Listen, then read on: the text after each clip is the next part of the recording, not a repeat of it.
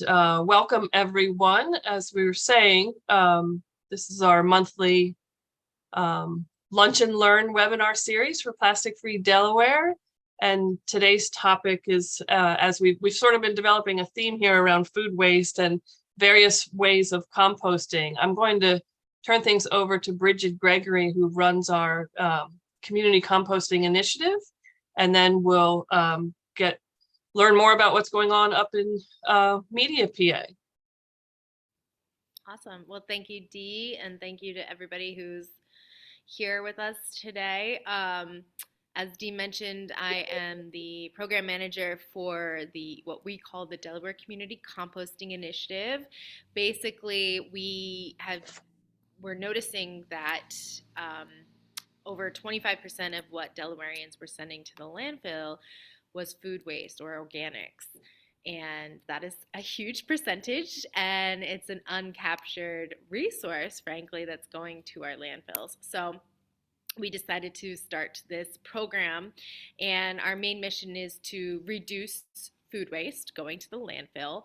And we're kind of tackling that goal by doing education and outreach to let people know about how to prevent food waste, how to divert it, and then also starting community composting sites throughout the state, and just exploring other ways that we can promote composting throughout the state, hence our discussion here today with Karen. And so we're very, very excited to have her and learn more about what media is doing to, potentially see how we can adopt a similar thing in our state. As far as our community composting program goes, basically, we partner with community groups that have existing volunteer network, and we work with them to set up a community composting site at their organization's meeting place. And we work with them throughout the first year of their project to help them start building sites. We help provide some funds when able, and then do lots of training with the individuals, make sure everything is working well, and help troubleshoot throughout that first year of the project. We have partnered with the University of Delaware's Ag Extension Office. I know Gail and Carrie are on the call today, and it's great to see you guys. And they've been really wonderful partners, helping us create a community composting training, which we just had our first earlier this month, which is each site has to have a liaison that takes that training, which is really, really fundamental to understanding both the composting process as well as the community engagement component, which I'm sure Karen might talk a little bit about as well. But so, this is a big effort that we are tackling. We're very excited. So if there's any groups that are people today that are interested to learn more about our community composting program, I will drop my email in the chat or contact Dee. And if you're interested in having us just come and give a talk at an organization, like Dee mentioned, I am actually at the Woodlawn Library today giving a talk on food waste, and it's part of a whole series that I'm doing here. So the first event today is wasted food or food waste. We're going to talk about how food waste occurs, where it comes from, and the impacts. The next event next Thursday is going to be on reimagining leftovers and different kinds of practices you can do at home to prevent food waste or wasted food. And then the following Thursday, we're going to do a composting 101 training for both backyard and a little bit on community. So there's my plug. If you have any more questions, feel free to reach out. And without further ado, I'm going to pass it off to Karen. Thank you. Thank you, Bridget. I'm really happy to hear about your program. I'd love to know more about it and do some of that up around here too. I have a PowerPoint presentation that I'm gonna use, so I'm gonna share my screen and just have to find my presentation. Whoops. Okay, that's the end. So hang on. Can everybody see this? The screen that says Curbside Compost, a big green screen. Does everybody see that? Yes, you might. Can you make it? We can also see the side Okay, yeah. if you want to make it full screen. Yep, I forgot how to do that. And I dropped, let's see, if you go up to slideshow there at the top menu, over, yep, yep. From I the, dropped Karen's bio in the chat, and if everyone wants to, maybe just if you want to, you could drop your name and where you're from in the chat as well. all right.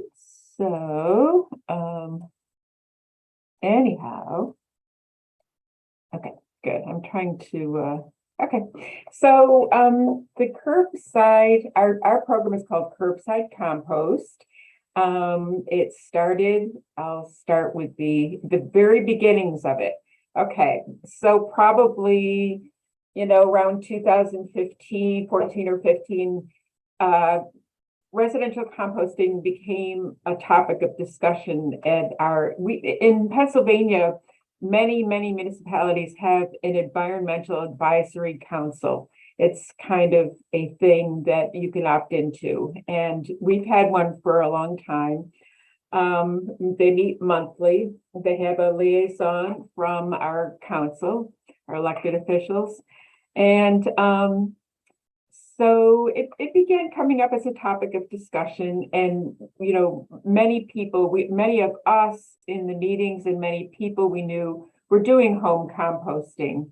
But Amy Johnson, who was our council member liaison, she's a gardener. She had run a couple of different CSAs in the past, and she when she was campaigning for her election, her second election, she brought up as a topic of discussion in her home visits to residents, were people interested in a compost collection program? And she got incredibly enthusiastic responses. So she decided, when she was elected, she decided to make it part of her campaign or part of her initiatives as a council member.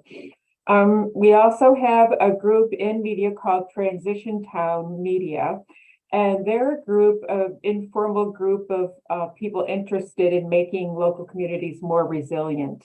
And they do wonderful programs in the area. So they stepped up and joined the effort. A few other community members came in, and a committee was formed. So the pilot committee was made up of Amy, a few members of our EAC. Eddie Chinella was the EAC member. That's the Environmental Advisory Council. When I say EAC, that's what I mean. She was the one who really had been pushing it from the beginning. Shari Stubert was the head of Transition Town Media. Martin Pepper, Risa Thomason, they were all on the committee. And we're very lucky to have a compost farm within 4 miles of our municipality. It's owned and run by Chris Peretti. It's located at Linvilla Orchards. And he jumped in and said, yeah, I'll be on the committee too. Then Jack Doyle and his daughter Morgan Doyle also joined the group. And this was the core group. And then I was pulled in once, it looked like the borough was really going to take this on. I was pulled in as a borough staff person. I am the grants administrator and project director at Media Borough. So funding, we decided to start with a pilot program with 100 people. And this was funded entirely out of our general fund, the borough's general fund. We did have technical assistance from the Pennsylvania Department of Environmental Protection. They offered us consulting with an engineering group. And so they wrote a report, SCS Engineering, wrote a report that was a survey of 5 small Northeast municipalities with compost programs. And they worked with us to come up with a set of questions of what did we want to know from these municipalities? What did we want to learn from them? So it was really thinking about these questions that got us started on thinking about how it would work in our borough.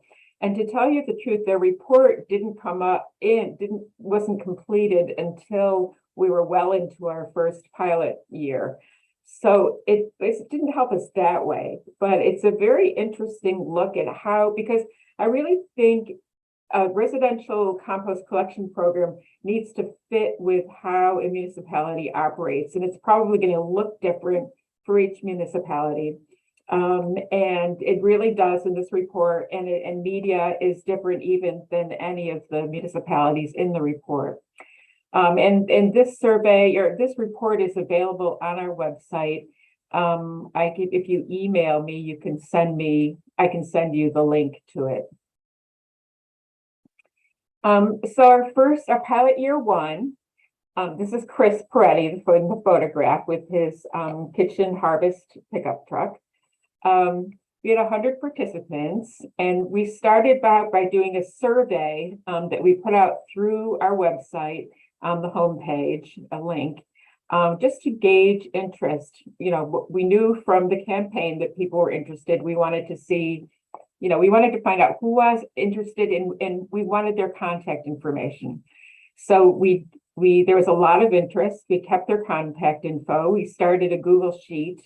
And so that was a big part of the outreach, was just the survey. Then we were able to do website announcements. We were able to do some direct emails, word of mouth. We were able to use when we started, we decided to start the pilot. We had all this contact info that we could send out to, to see if people wanted to participate. And it did not take long to find the 100 participants, and the latecomers, had to be turned away.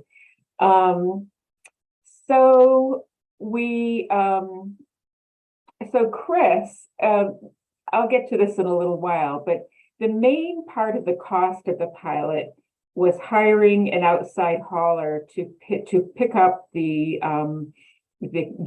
food scrap buckets from residents' houses. And we contracted with Chris at Kitchen Harvest to do this. But you can see from our pilot year one budget that that's really the bulk of the cost. So this was our total cost, $22,000 for the first 100 participant for the first year. So we were able to create a map for Chris showing the pickup locations.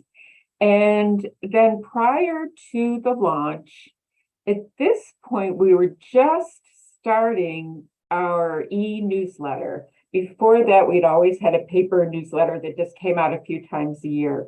But that May, we just hired Dandelion Digital, which I'll say more about later. They're a local company, and they were going to take over our social media and do an e-newsletter monthly.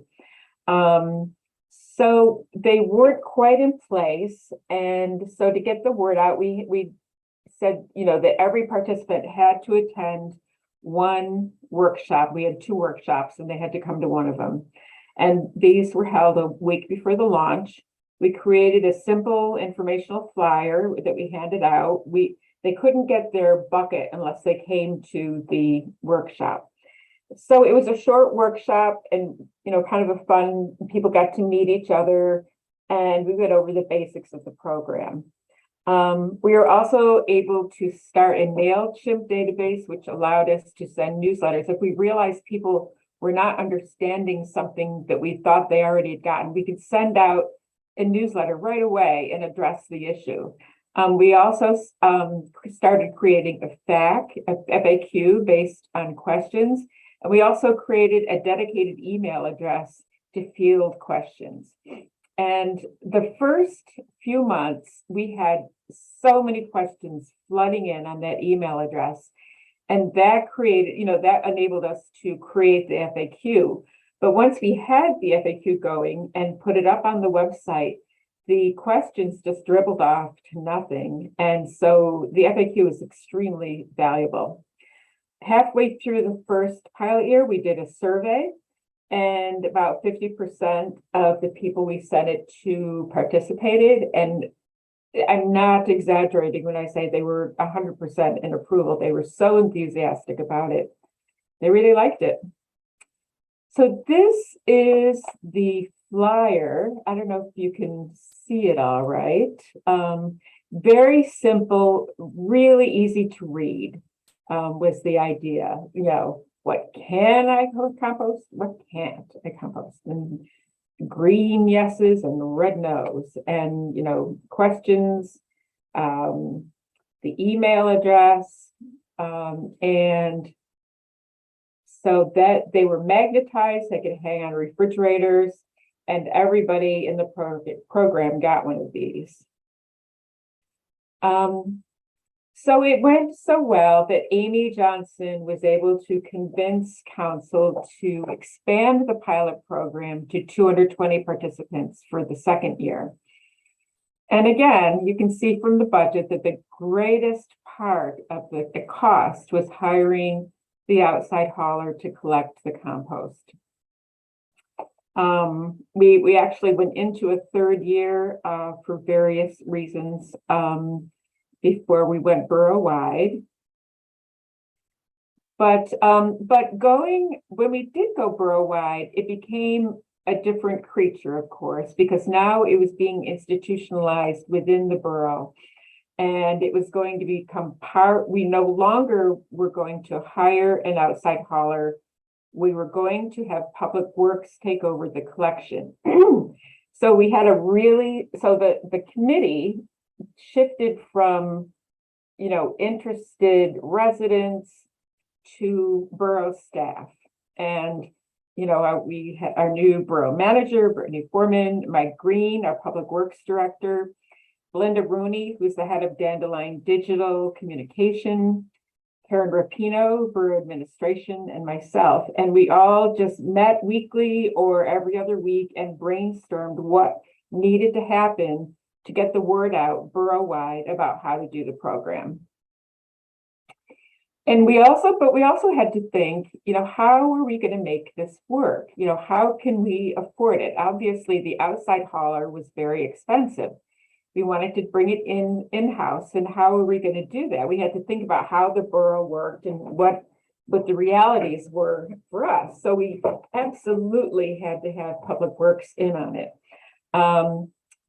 So our original idea is we have 2 trash pickups every week. And with the recycling we do, most people are finding they don't really need 2 trash pickups, but some council members thought this would be a really hot button issue.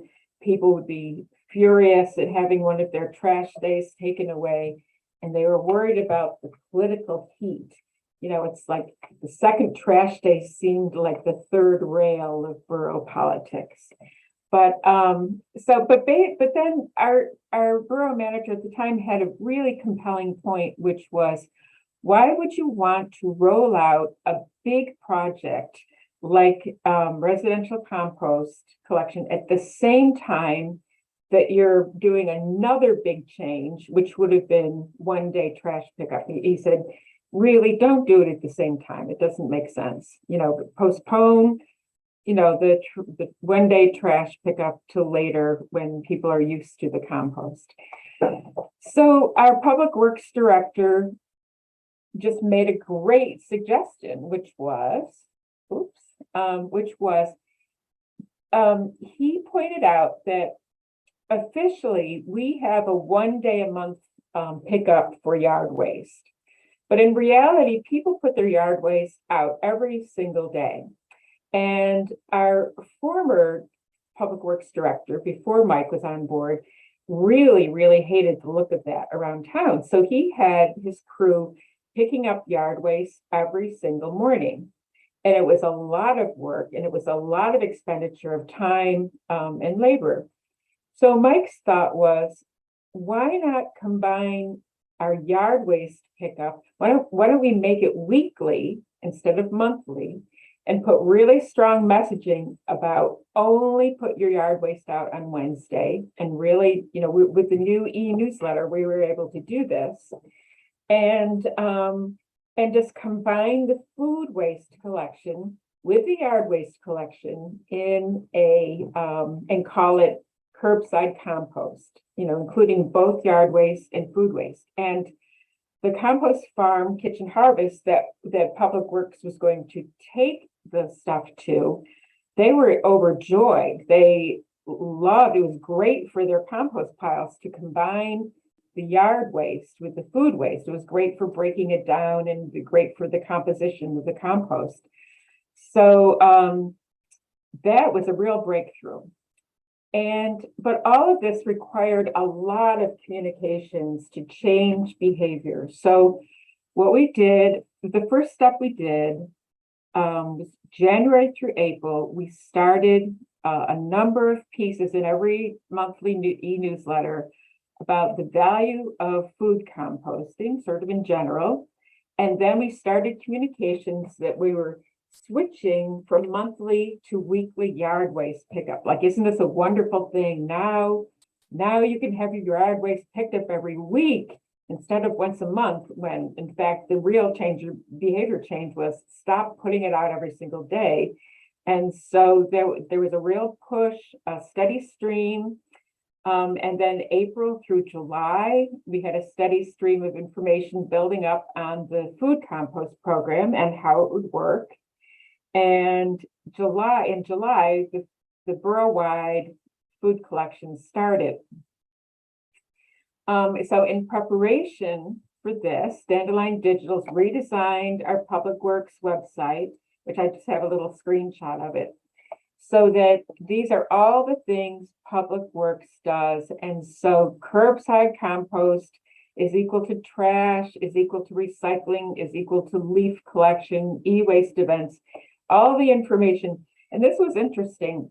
Linda, our communications person, pointed out, looking at the analytics of how people were using our website, she said that the one page that people went to probably 10 or 20 times more than any other page on the website was trash collection and recycling collection. That's all people wanted to know about.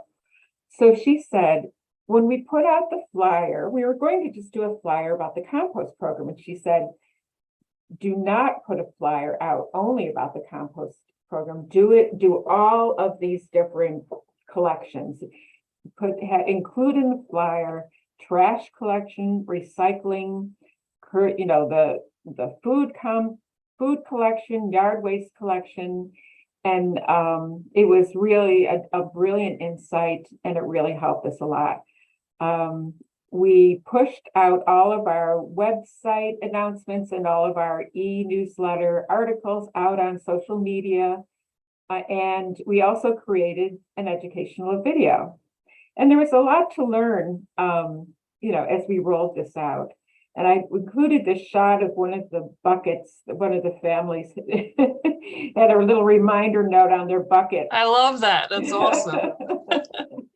But as it turns out, this was a really important thing that we hadn't thought of right at the beginning, which was last summer, the summer of 22, we had that heat wave in the middle of July that went on for like 2 weeks or more.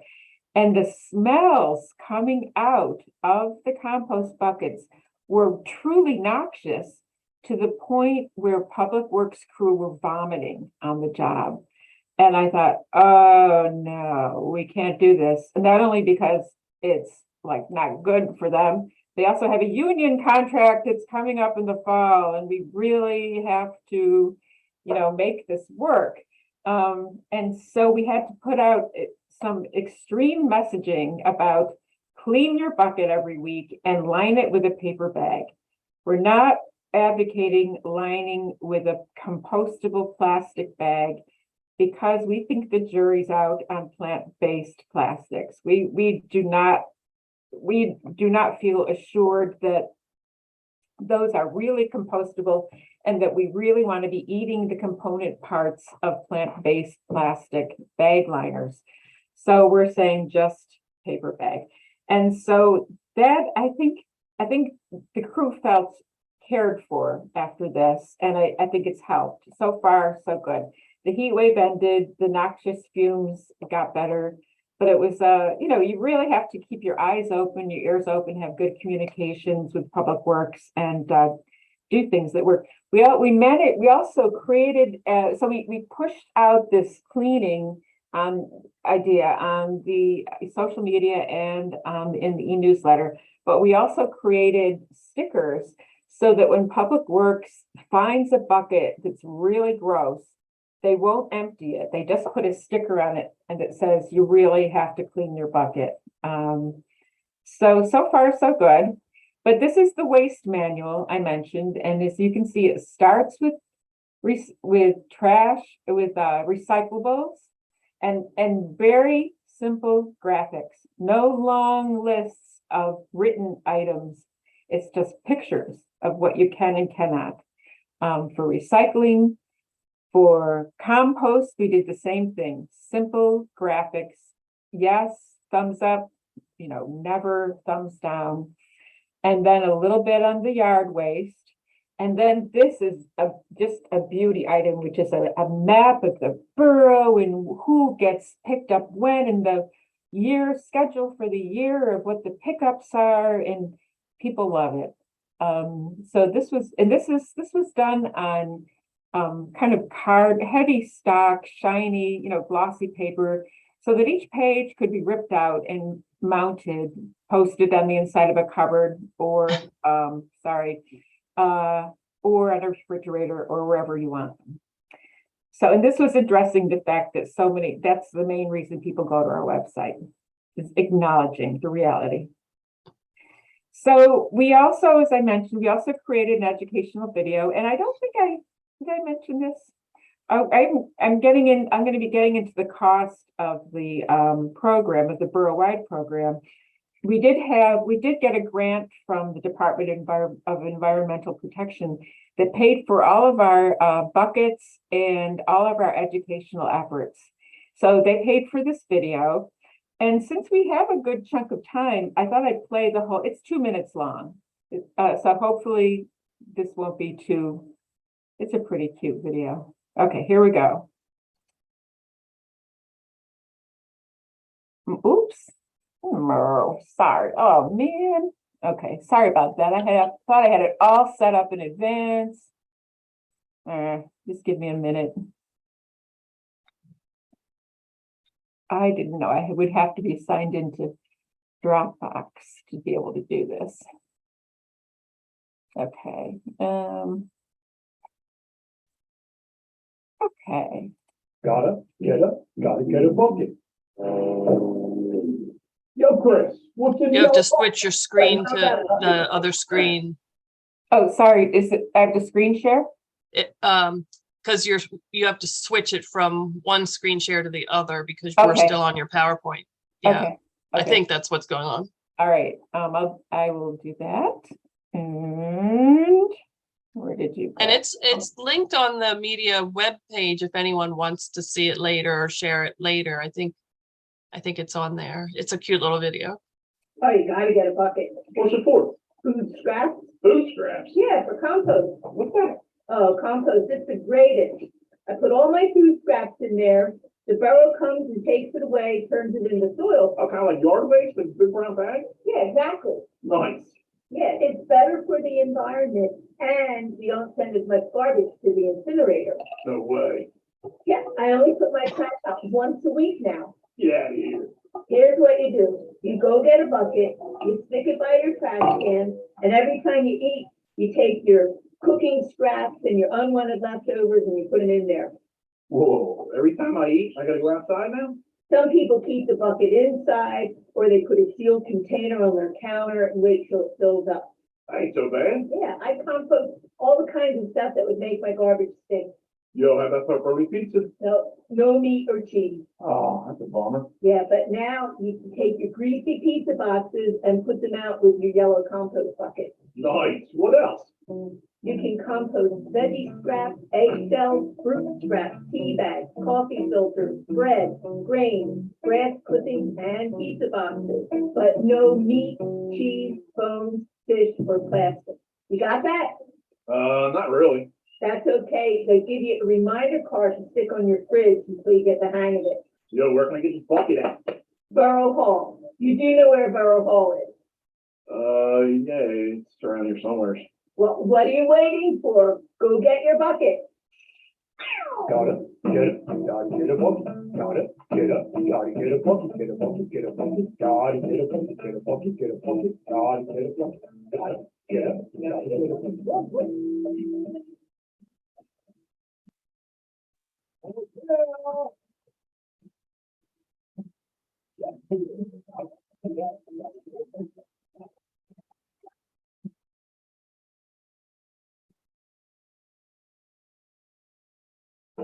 I got mine.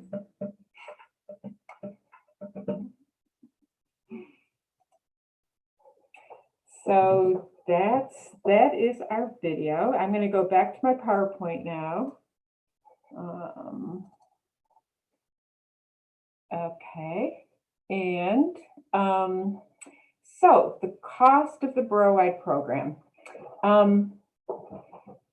Now, as I said, any compost program is going to be very particular to the municipality and how it operates. So in our case, we were very lucky because we were able to seamlessly merge our food waste collection program with an existing yard waste program. It really meant that there was no added labor expense to the borough. We might even be saving time since we're going from a daily pickup to a weekly pickup, but we haven't done the numbers on that yet. So it does mean that the Wednesday pickup takes longer, but it's the same trip, it's the same route, it's the same vehicle and the same fuel expense. So we will see. The communications cost, I've laid out our costs here. We had grant funding, as I mentioned. We had graphic design, printing and mailing expenses, the educational video, the cost of we went from 5 to 6 gallon buckets, mainly because of the pandemic and the frost in Houston when they had that cold winter and all of the resin factories pipes burst and you could no longer get resin to make these plastic buckets. And suddenly, just like 6 weeks before the beginning of the program, I couldn't get 5 gallon yellow buckets, but I could get 6 gallon yellow buckets. So I don't know what good that advice is to you, because hopefully there won't be another pandemic or a terrible freeze, but you never know. And the other piece of equipment, we purchased a dedicated compactor trash truck for the program that is only used for collecting yard waste and food waste. The cost was $145,000. You do not have to have a dedicated trash truck to do this. You can do collection in a dump truck with 36 gallon bins in the cargo bed, just dumping the small buckets into the large bins, which is what Chris Peretti did, the Kitchen Harvest, when he did the pilot program collection. And also, I don't know what the grant programs are like in Delaware, but our DEP 902 grant program definitely would have considered funding this truck. That it's a program that's devoted to recycling equipment and education. And it sounded to me like they would have, but council did not want to wait a year to wait for a grant to come in to purchase the truck. So the timing wasn't right, and they decided to go ahead and invest in the truck. So the fun facts about pizza, one of the big thrills for me is that the program accepts, encourages, and embraces dirty pizza boxes. This is huge. When you look at our fun facts about pizza boxes, how many are thrown in the trash every year and how many are probably discarded in media, and nobody accepts them. They're all put in the trash, but we could potentially be turning 22 tons of pizza boxes into compost every year. And now I know I've been talking for a while, but if you are interested, we actually did a second educational video, which addresses where does the compost go and how is it handled. It's almost complete, and we have a first draft of it. And if you're interested, I could play you you'd be the first public audience to see this video. Are you interested? Yes, please. Okay, all right. Well, then I'm probably going to have the same issues last time. So I'm going to click on this, then I'm going to stop share, and then I'm going to do what I did last time. Okay. So just give it a minute. Okay, stop share. Share screen. And okay, can you see the yellow bucket on the screen now? Yes. Okay. This is a 4-minute video, I'm warning you. Gotta get a bucket. Nice bucket, Chris. Thanks, Chris. Hey. Hey, Chris. Hey, Chris here. Hi. Say hi. Thank you. Oh, wait a minute. Just on the back of the trash room? Yeah, and then we take it to the farm. Farm? What farm?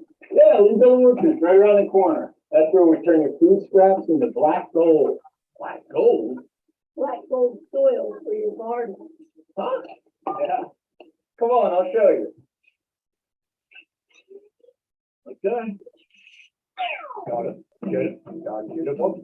Got it. Get it. Gotta get a bucket. Get a bucket. Get a bucket. Gotta get a bucket. Get a bucket. Get a bucket. Gotta get a bucket. Got it. Get it. Gotta get a bucket.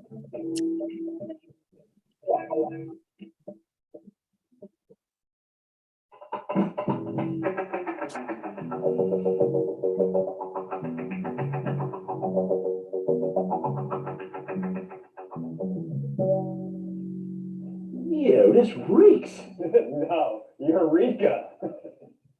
Too corny. Hold a minute. You're telling me this, all this turns into black gold? That's right, Chris. There's a little bit to do in the beginning. Gotta get rid of things that should not be in there. Like this here plastic bag. What's next? It takes mostly nature growing it 6 to 9 months and mixing some leaves in to make my secret mixture. Yeah, I can't tell you exactly, but basically 3 parts leaves to 1 part of all this. Yeah, we just let nature do its thing. You know, a lot of people think it's big insects or something else, but it's really the small stuff, microorganisms, the FBI even, fungus, bacteria, insects. They do all the breaking down to decompose this stuff. Yeah, this is wicked. Can I try it? No. What's that? We wait.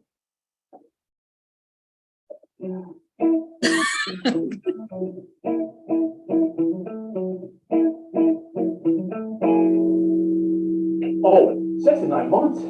Can't be waiting around here that long.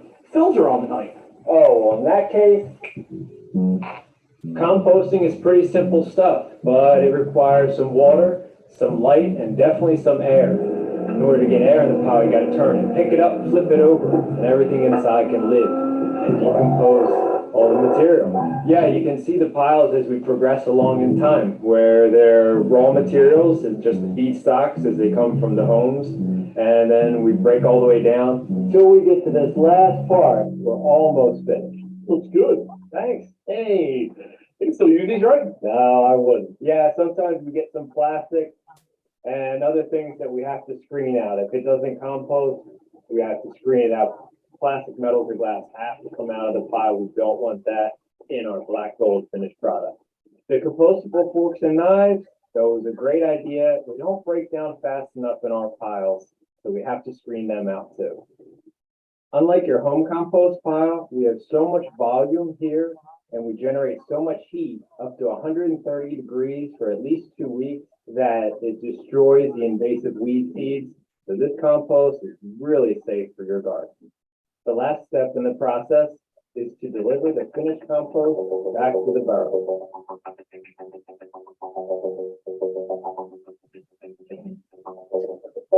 Eureka!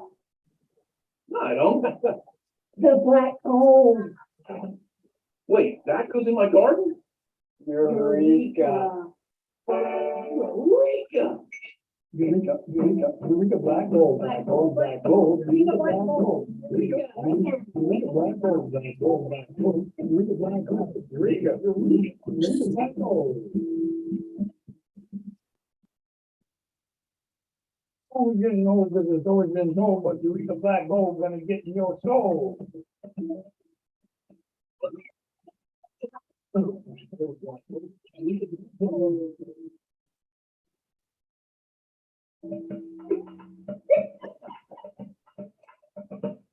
Gotta get a bucket. Oops. Come on. Nice bucket. I gotta figure out how to turn it Yes, yes. off. There, okay. All right, so that's it, and I'm glad to take any questions you may have about the whole program or anything about it.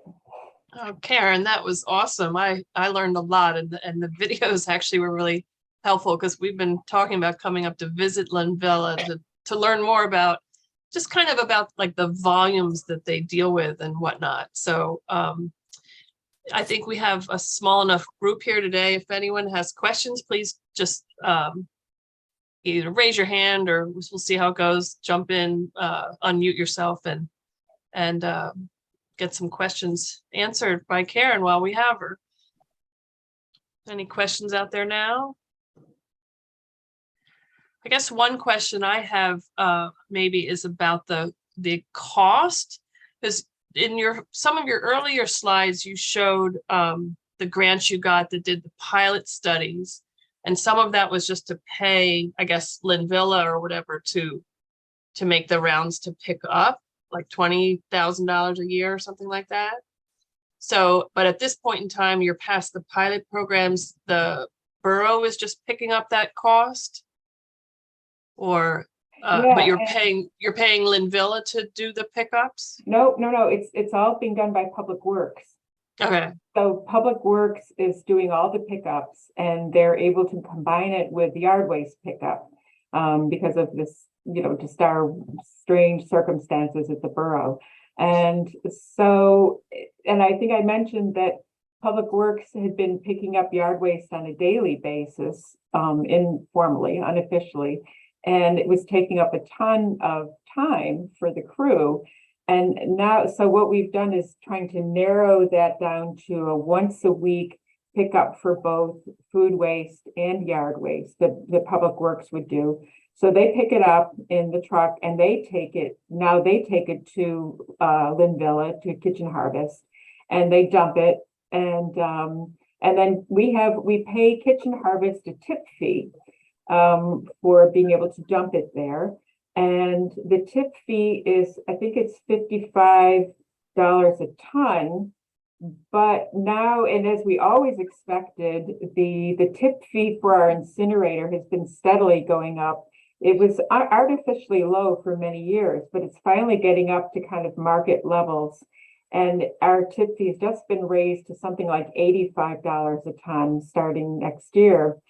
So there's a significant savings in being able to take our compost there. And that when we have a group of interns from Bryn Mawr College doing an analysis of our costs. So I think what we're going to find is that, it's really not costing the borough very much at all to do this. And that's just because it was able to fit in smoothly with our operations that we already had going. Is the food waste thrown in the same truck together with the yard waste? Yes, and Chris at Kitchen Harvest is delighted to have the mix. It's a very, very good mix for his composting. And the pizza boxes also. Those statistics you showed were amazing, just pizza boxes alone. Yeah, and the pizza boxes are also great materials for helping the compost break down. It's just really, it balances out really well. So, but I realize that this would not be the case for many municipalities. A lot of people, they only do a monthly yard waste pickup. They don't have facilities for, we have our trash pickup done by the borough, and we farm out our recycling hauling. So just because of the way it fits in, it works very well. But as I said, and if you look at the study that's on our website, you'll see how these other municipalities fit it in. Sometimes they hire someone to come in and pick up the compost, the food waste, and then they charge residents a fee for participating in the program. That's done like that in some places. Right now, we have in our county, we have a few businesses that will collect compost from people, and you pay something like $15 a month, and they'll come and pick it up. And then most of them take it to Kitchen Harvest, for drop off. Yeah. So Bryn Mawr's helping you kind of crunch the numbers, just you don't know yet how much you're saving in terms of tipping fees every year. Well, it's gone up the last few years. And now it's been at $65 a ton for a couple of years. So that's definitely a savings there between. Do you know how much your tonnage has dropped though, since with the diverting the food waste to Linville? We'll let those Bryn Mawr interns. We'll be interested to see their report. I know, me too. I was going to be doing that this fall, and then we had this wonderful opportunity to have these interns come in. So yeah, it's a great group. It's 3 classes combined. There's a math class and a psychology class and a political science class, and the 3 classes are kind of merged together, and they're bringing math, all 3 different perspectives to climate change. It's called it's a climate change 360 cluster, and so it'll be interesting to see what they come up with. I guess one question Bridget, sorry, Judy, I'll jump in. One more question. Okay. Bridget put in the chat was, I know it's different in Delaware. We've been wrestling with just trying to understand what permits are necessary for all the different types of composting. So I know it's different in PA in terms of, but I don't know how they compare. We're still sort of learning, but do you know, we think the permitting process in PA is a little less strict and or expensive than in Delaware. I don't know. Chris, being a commercial composter, he had all of his licensing and his DEP clearances and all that. But I know with another zero waste group I'm working with, that question has come up because there's been talk of doing something really similar to what I'm sorry, I just forgot her name. Who introduced me? Oh, Bridget. Bridget. So there are people in our group who are really interested in doing something very much like what Bridget's doing, because Kitchen Harvest can't take all the compost of all the municipalities in our county. And if everybody decided they wanted to compost, they would really have to figure out another facility. And so one of the thoughts is from one of our zero waste group members is to do something very similar to what Bridget is doing, and to have like local residential composting and bringing it to having like a local site in each municipality. But our county is very densely populated. Our towns are very dense, and we don't have a lot of open space to do that in. And then the question of licensing has come up. And apparently there are some real difficulties getting a license, like on this small scale basis. So there was a little bit of a tense discussion. We met with some DEP members at another recent meeting, and there was a bit of a tense discussion about that, but it sounded like it was something that DEP was trying to make easier and make more simple, but it's not easy now, and it's not a slam dunk for. Oh, we're wrestling with that same thing and trying to make the regs here easier too, or encourage them to become easier. So Judy, let me jump to you. Did you have a question?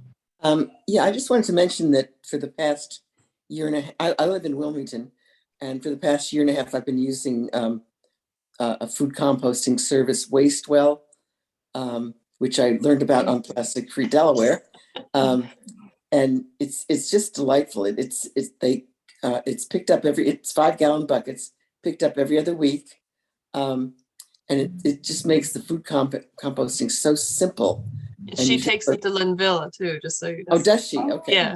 Yeah. And but it just makes it's so easy, and it makes you feel so good because you and she takes also things like shredded paper and newspaper and toilet paper and paper towel rolls, which I don't think you're allowed to put in the, recycle single stream. So, you feel good that you're able to, and also the shredded paper, you can't put that in the recycle bin either. So I use it as at the bottom of each bag that I fill to absorb the moisture. Oh, I love that idea. Yeah. Oh, that is a great idea. Yeah. Thank you. Thank So, you. Anyway, Yeah. just want Karen, when Jen does with Wastewell does it, she gives paper bags out. Is that what you're doing? Or because you talked about how the writing on top of the lid to encourage everyone to rinse their bucket every week. What Jen does is there's a paper bag there, then that makes cleaning up the bucket a little easier. But it does, obviously, that's using paper bags too, where maybe you wouldn't necessarily need to. So I guess it's a trade-off. It's all harm reduction, zero. Yeah. Yeah. We're not buying paper bags. We've considered it. I researched it for Public Works in case we wanted to go that route. But we have a Trader Joe's in town, and we will say, yeah, just use one of your Trader Joe paper bags. It's the liner. So that's what we're doing now. But having the shredded paper at the bottom, absorbing everything, that's a great idea. We're going to pass that along. Mm. I also use the I cut up the paper towel rolls and the the toilet paper rolls, and put those in with the shredded paper, and also they take paper towels, so I put that in there too. But it's all absorbing material. Yeah, that's great. And with the pizza boxes, even though there might be some cheese and oil on them, it's still okay? Yeah, it is. And Chris, at the very beginning of our considerations, before we even did the first pilot and our early discussions, Chris Peretti, the farmer, was considering accepting, some meats and bones and things like that, but he decided not to. He wanted to see how it went without. His operation probably could handle it, but he didn't want to, he just wanted to keep it simple. So, maybe who knows? I always hope at some point we can include meats and bones, but, not at present. Gail and Carrie were here from our cooperative extension, and I know Gail could probably answer this question, but my guess would be that you have to have a much higher heat to get those to break down, and he might not be getting that hot. Well, it gets to 130 degrees. I don't know, maybe he just didn't feel 100% about it. So. Beth, hey, how are you, Beth? You got a question? Yeah, and I'm sorry, I came in a little late, so you may have covered this already, but I really liked your communication materials, and I just wondered if you had gone into what participation is like in terms of, percentage of your customers or residents that have, taken up the program and so forth. Yeah, the only way we decided when we went borough-wide, we decided to not track who was participating the way we had during the pilot. We had names, addresses, and all that. And we decided it was going to be way too complicated to keep that information borough-wide. So the only way we have to track it is how many bins, how many buckets we've given out. And so I have 3 years of data about what percentage of people of the group are going to lose their buckets, what percentage are going to lose. Well, we have these squirrels. This is another thing.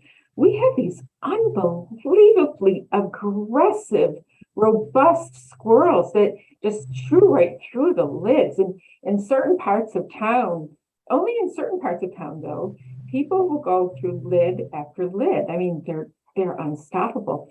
So we've had to replace lids, but the buckets are, we have a fairly good idea of how many buckets a group of 100 people will lose over the course of the year.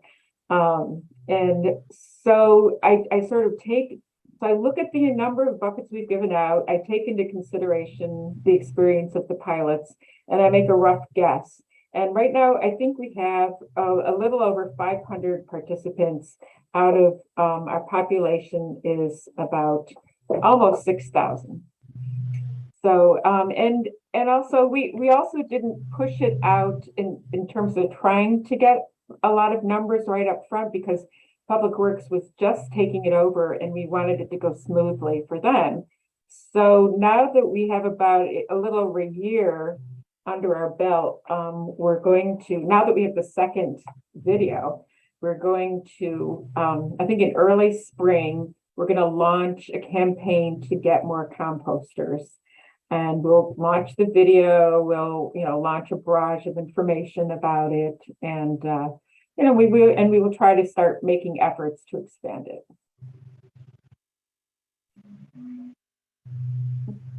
So you say you have about 500 out of 6,000 residents, but is that 6,000 homes or citizens? Well, it is citizens. So the number of homes is probably more like 2,200 homes. So you have about 500 out of 2,200. That's pretty good. Yeah, that's not bad.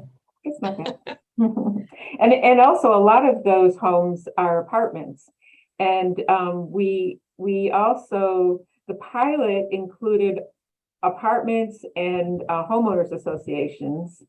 And when we launched it borough-wide, we said, we eliminate, we said no apartments or homeowners associations for the first year, and then we'll revisit it.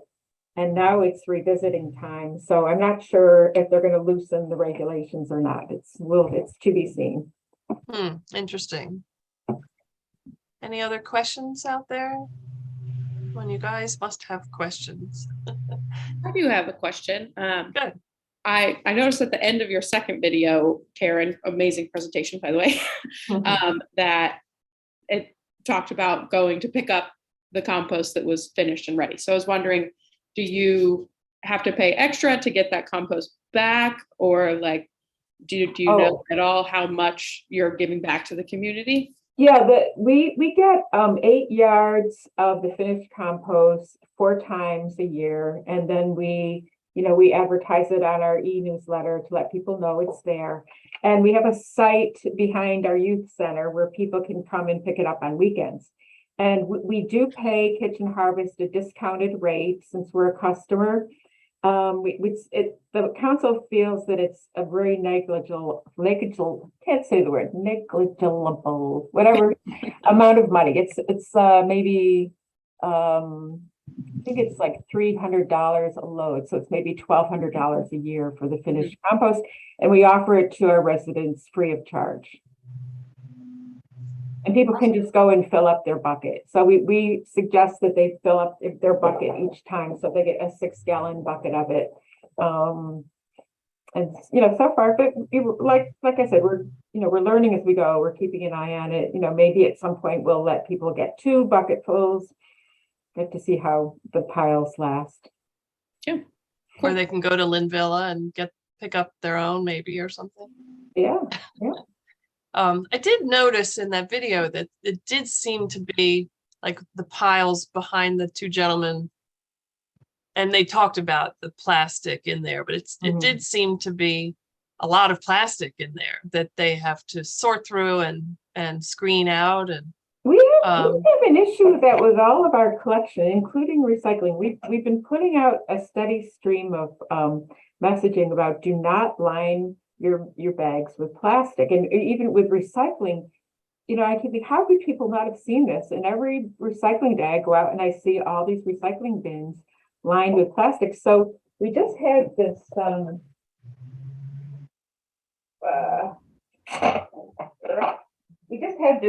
sticker made for the recycling bins and we're going to start going out early on recycling days and just slapping this on people's plastic bags if they have plastic bags in their bins. And then what was shown in the video, that plastic might not all be from media. I think from what I understand, they collect from other places too. So maybe it's coming from other places as well. But in general, though, we've got this plastic Yeah. lining issue. And so there, I would ask Public Works if they're getting a lot of buckets lined with plastic. I haven't heard that they are, but it did, I see your point. It did look like that from the video. So I'll find out. Which I only mentioned it because I know Wilmington has, over the years, last few decades, has had 2 industrial composting facilities, both of which have been shut down because largely because of contamination issues of non-compostable materials. And there were other issues as well, but that was one of them. So it's a shame because it's an issue we're going to have to wrestle with. And in Delaware right now, it's a roadblock for us to deal with that issue. So I was kind of disappointed to see in your video like how much there was there, but even they made the point that even like compostable utensils, we're trying to promote compostable bowls and stuff like that, compostable plates, but it sounded to me like even at least the utensils, again, maybe it doesn't get hot enough to break them down. Well, I think maybe those compostable utensils break down after 20 years in a landfill, but they don't compost in a compost pile. They never will. And I mean, I say that as an amateur. I don't know this because I'm an expert, but what I've heard is that they don't, and that I don't like it. Chris will take compostable takeout containers.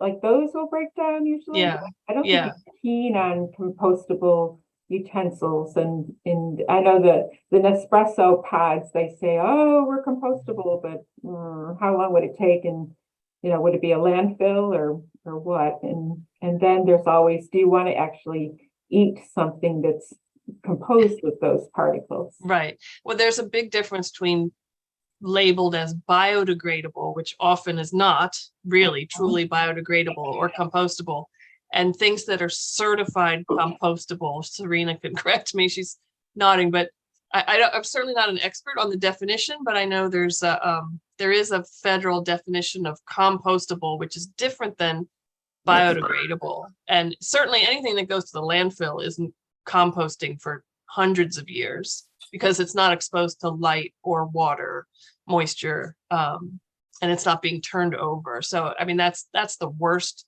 scenario. So, Serena, do you want to add something? No, it's just that that's what I was thinking too, the difference between compostable and biodegradable. And companies might be creating biodegradable products and calling it compostable, but that doesn't mean they're actually compostable. Yeah, a lot of you'll see plastic bags labeled as, oh, this is biodegradable, but if you read the really fine print, it's actually plastic. And I don't trust any of it because yeah, they're using these words so sloppily, and it takes a long time to like find the fine print, and then when you find it, you're like, it doesn't sound that good to me, like they'll say, oh, you can get straws made out of sugar cane, and well, it's sugar cane and plastic as far as I can tell. Well, as it's if it's certified compostable, in theory, it should be good. It should work just like your pizza boxes. Yeah, but you want to eat it. Well, in theory, if it's the federally defined material, then it should be good, but not the word biodegradable. There's a big difference. Wow. Yeah.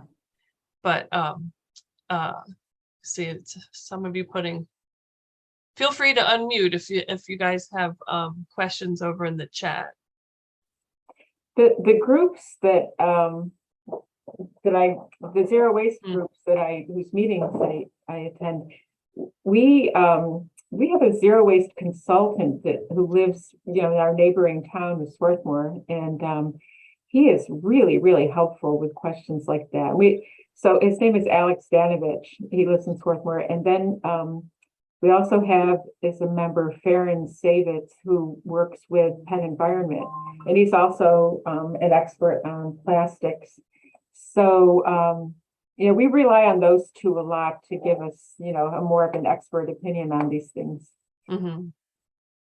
Well, this has been really informative. We can't thank you enough. And hopefully maybe we can keep in touch and get a Sure, copy of that Bryn Mawr study when those students are done with that. And that yeah, might be interesting just to delve into the financial benefits a little deeper. can any And members of our group come to your meetings sometimes? sure, absolutely. Absolutely. Great, We're always third Thursdays is our webinars, okay. lunch and learn. So, but yeah. All right. Well, any other last minute questions? One last chance, everyone? All right. Well, Karen, thank you so much. We really appreciate it. And I think everyone really enjoyed it and learned a lot. So Thank you. Thank you very much. Okay. Bye. Have a great Bye-bye. afternoon, everybody. Bye-bye. Bye.